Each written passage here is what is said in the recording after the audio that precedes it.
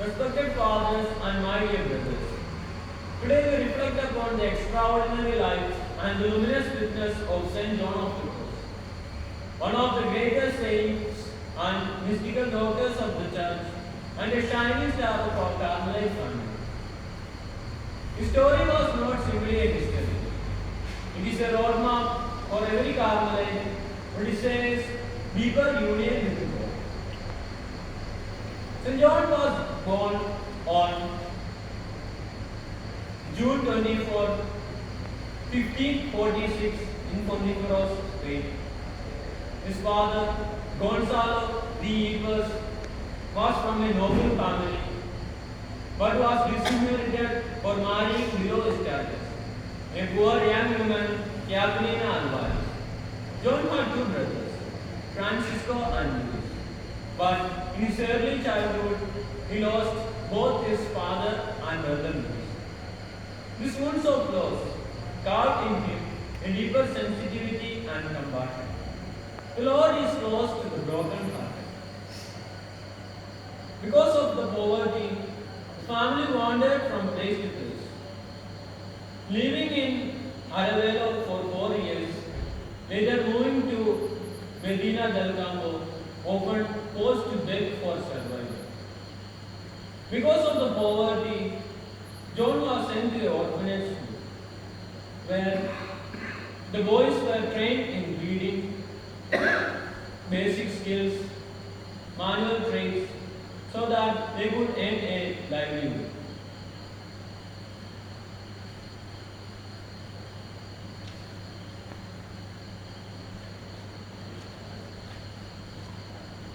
He could not learn carpentry, he failed in tailoring, he was unfit for every technical work. He lacked physical strength for manual labor. They tried every skill, but nothing suited him. Yet, God was shaping him for something greater. At the same time, he was for 7 years in a hospital for plague victims, a place called Las Brujas. Surrounded by sufferings, John learned patience, tenderness, and self-giving love. Whatever you did to the least of my brothers, you did it for me. At the age of 17, John joined in a Jesuit college near the hospital. After his successful studies, he was offered two prestigious positions: to be an assistant in the hospital and a professor in Jesuit college. But he desired only one thing: God alone.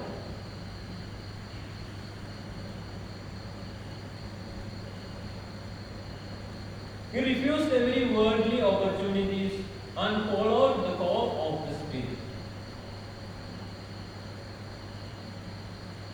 At the age of 20, he once said, "To possess all things, desire to possess nothing." At the age of 21, he entered in Carmelite order. Because of his desire because of his greater desire for silence and austerity, he was permitted to follow the ancient primitive rule in all its strictness. After his joyful novitiate, John took the name John of St. Matthias and made his profession on 1564. As a young religious, he experienced the loneliness the God uses to purify the heart. He studied philosophy and theology in the University of Salamanca and was ordained as a priest in 1567. Soon after his ordination, while he was preparing for the first Mass in Medina, he met Saint Teresa of Avila who recognized his sanctity and potential. She asked his help to renew the main branch of the Carmelites, just she was doing for the nuns.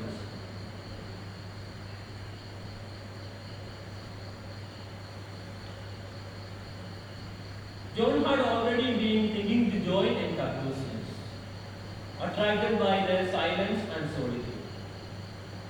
But God had other plans. Through Teresa, Holy Spirit inspired him to reform Carmel. With Father Antonio Di Teresa and Brother Joseph, John embraced the primitive rule fully.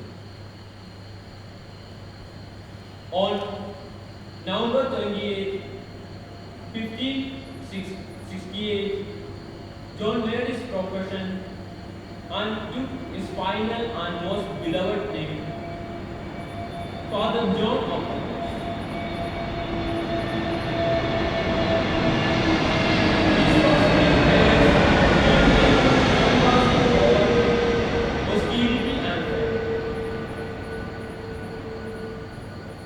He was the coordinator of the Reformed Camp. For the next 5 years, John served as a confessor for Saint Teresa and her nuns in Avila. This position was long been held by caste cardinals. His appointment caused great jealousy and anger. They began to see John as a threat. On December 2nd, 1577, some of them seized him, blindfolded him, and imprisoned him in Toledo Monastery.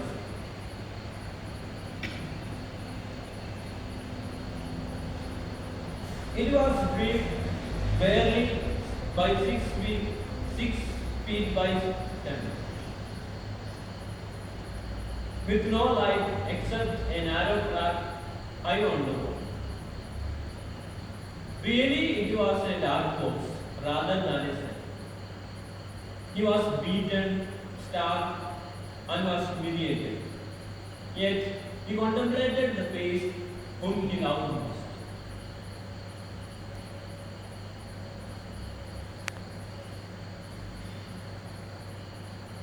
He was given a floor of ram, a cold stone, and a ramp instead of a blanket,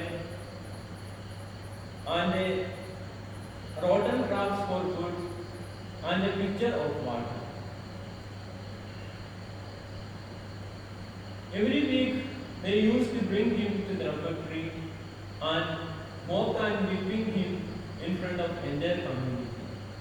They believed that they can break him. But they never understood something. You cannot break a man who has already given everything to God.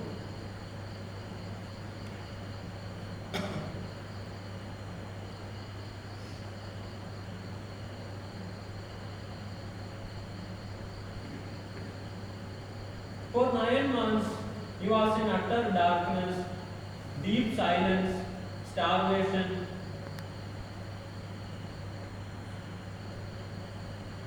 sickness, and in deep, utter abandonment. Yet, this is the astonishing truth. The prison of Toledo became Mount Tabor, the darkness became light, the loneliness became the union with God, and the humiliation became the step towards union. Every beat became the kiss of the beloved, and every night became deeper entry into God's mystery. In the absolute darkness, he composed the earliest stanzas of spiritual canticles, whispering them into mind, because he had no paper. These stanzas came not from comfort, but from crucifixion. After 9 months, led by an inner inspiration, on August 14, 1578, miraculously climbing through a tiny window, he escaped. He served in communities El Calvario, Granada, and Segovia, always giving himself as a spiritual director, guide, and father. Granada became his writing table. There, from deep experience of God, he wrote commentaries on his great three poems: Dark Night, Spiritual Canticle, The Living Flame of Love. Brothers testified that he was often found in garden, lost in thought, unaware of everything around him. His writings were not theory. They were born from deep experience of God.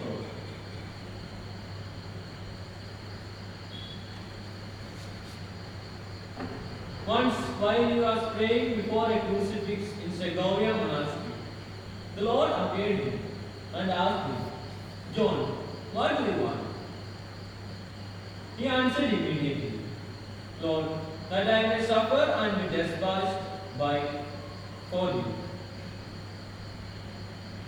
He granted his prayer. He endured great suffering, misfortune, rejection, and misunderstanding from some of his own confreres. After this great suffering, he surrendered his spirit to God. On the night of December 13, 1591, repeating the words of Jesus, "In your hands, O Lord, I commend my spirit." His final message to his brothers was, "Love the church, obey the rules and superiors with fraternal charity." His body was shifted to Segovia in 1590. He was beatified in 1675.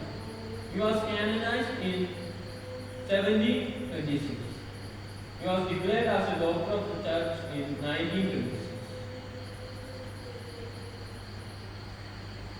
The world remembers him as the mystic of mystics, master of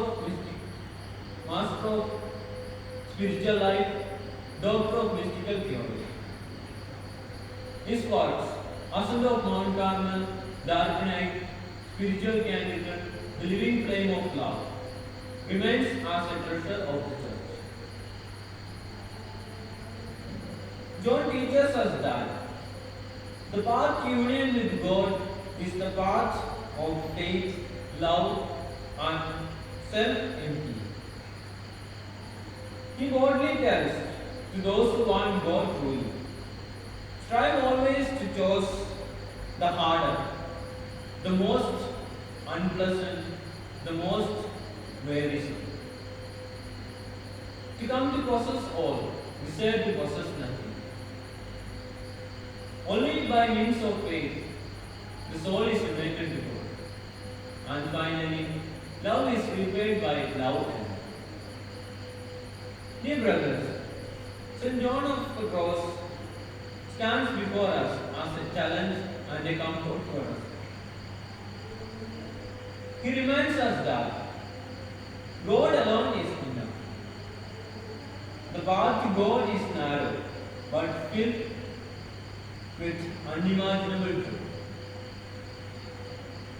Every suffering becomes fruitful when we are united to God.